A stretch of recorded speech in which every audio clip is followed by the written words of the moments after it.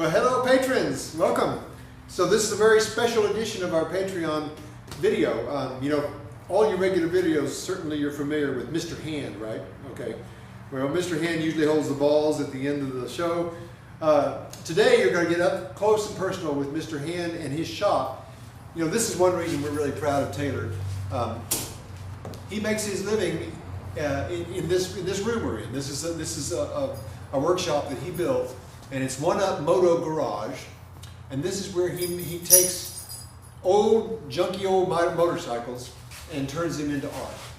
And we're actually going to show you some of this art before your eyes. Well, I always tell people that he decorates motorcycles, and that's not really a good word. Not really a word that Taylor would use. Customizes. But it's astounding what goes on here. I mean, he chops the frame up, he re-welds it into a different configuration. He changes the forks and the way the wheels are attached. He totally tears the engine down to nothing and then rebuilds it. Sews the seats. He has his own sewing machine, makes the seats. And there's details that are very unconventional and very distinctive, and it's what makes it art. Uses a lot of perforated metal and rebar for structure. These things are real head turners. You know, I must admit that I don't really know much about motorcycles, but I'm very drawn to these things aesthetically. They're just beautiful. Kelly, I think you should start riding the Hellion. I think you'd look really good on that. Don't hold your breath. But it's kind of fun.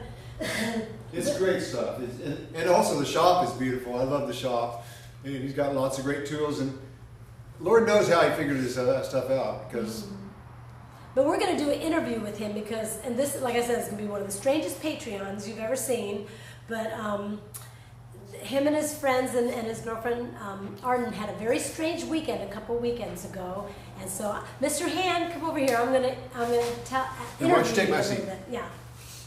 Here's Mr. Hand himself. Say hi, Mr. Hand.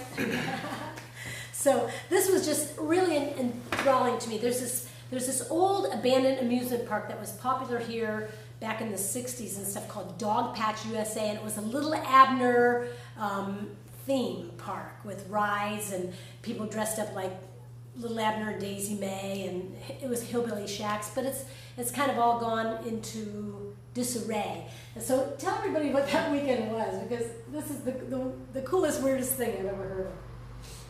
Yeah, it was the coolest, weirdest thing to experience. So yeah, Dogpatch being an old, decrepit, I guess they called it a theme park, but there was a theme, but there wasn't any rides to speak of or anything. But it just hasn't done anything since 1985, so it's just been rotting. And this group called the Wastelanders Society, which is just basically, if you've ever heard of Mad Max, the movie, old or new, it's a subculture of people that are obsessed with that kind of genre. And so they dress up like Mad Max. Post-apocalyptic. Right. It takes place in 2117, 100 years from now, and the world has since ceased to exist as it is today. There's no civilization or anything. So you go there, and there's all these little groups, factions of people that you can barter with. They don't do money, you just barter there, and camp. Everybody camped for the weekend, and there was lots of little missions and exploration things you could do, trying to find little hidden things that you could trade in for various stuff. And they had shows and music. Did and they a have little bar. Lawnmower races? Lawnmower drag racing. Drag races. Was very entertaining. I liked that a lot. That was interesting to watch. That's how they got around, was on little ratted out lawnmowers and pit bikes and stuff. But the people there were characters. They were really nice, though. It wasn't like we didn't know what to expect going in. Apparently there was a terrible lightning and thunder rainstorm, and these guys slept in hammocks under just this kind of like lean-to. Yeah, horrible storms every night. But it really added to the ambiance, I thought. I guess. I mean, it is the apocalypse, so. Yeah. So anyways, I'm more into like rainbows, and I would probably have gone to a Care Bear convention rather than a post-apocalyptic, but someone challenged me to make a costume and create a character. I'm all about it. So one of his best friends, Stephen Koger, who went with them, is really into this, and he's a lawyer, and he helped us with this contract, and for payment, he wanted me to create a character to do this video with him. So I have a character created and a song I've written, and you're going to get to experience it. So I'll let her tell you who she is. I'll go back to where I belong. I can't. Brace yourself. I'm Alita Glitterati. Now that's not my real name. Well, now it's my real name.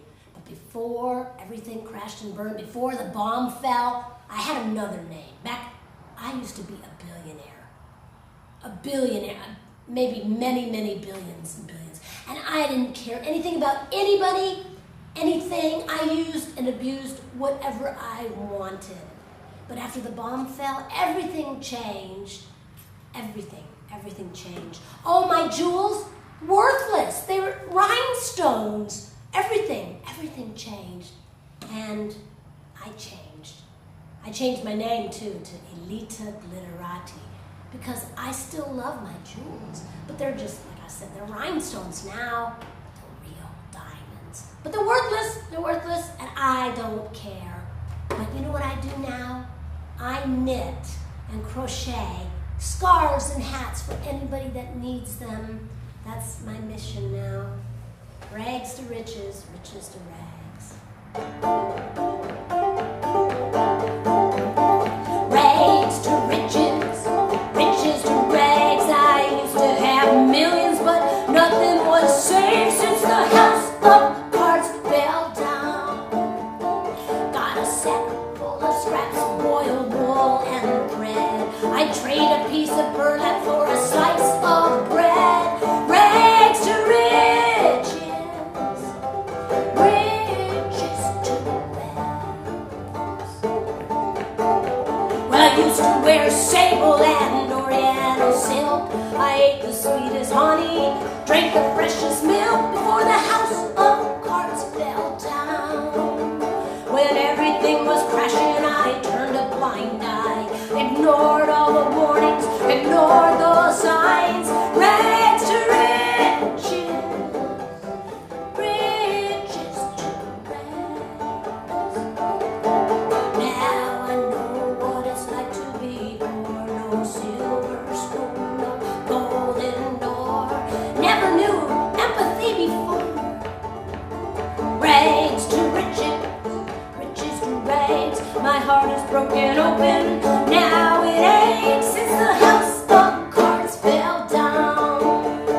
Now I sit and stitch scraps of fabric from my sack for anyone who's needing a warm scarf or hat. Rags to riches, riches to rags. Rags to riches, riches to rags. Now my rags, they're my riches. Yay! Glitterati, how nice, how beautiful you are. So now it's time for the... You're dressed pretty normal for this day. Yeah, thank you. It's time for the Ozark Ball Museum segment, of course. And here we are This is in the really One Up Moto garage, and Taylor has unearthed a ball. It's kind of a bad ball because No, you're not seeing it it. has an appendage. Ah, I'm going to bring it closer, and the magic hand is going to return. and Here Magic goes. Hand, tell about this special sphere. This is a turn signal from a early 1970s Suzuki called an RE5, and it was one of the only mass-produced rotary motorcycles ever to be produced. The Wankel Rotary, dubbed the motorcycle that almost bankrupt Suzuki because they designed a whole factory just for this motorcycle, and they were a huge flop. And they only made them for about 3 years, and then they discontinued them, and every bike apparently cost them about $20,000 because of how big of a failure it was. And they only made these turn signals for the first 2 years of them, and then they went to regular turn signals. So these ball turn signals that they used are extraordinarily rare nowadays. And I have a Wow. Wankel Rotary RE5, and it has all original turn signals. So are you sure you can donate this to the Ball Museum? Yes, this is one of the instances where rare doesn't equal valuable. So Oh. it's rare, but nobody wants it, so you can have That's pretty Okay. impressive. Can you believe that this guy knows what he's talking about? Yeah. That's You'll have pretty- to sign the One Up Moto Garage on the back of it. All right, well, these Yay. Patreons just get stranger and stranger, so we'll see you next time. Thanks.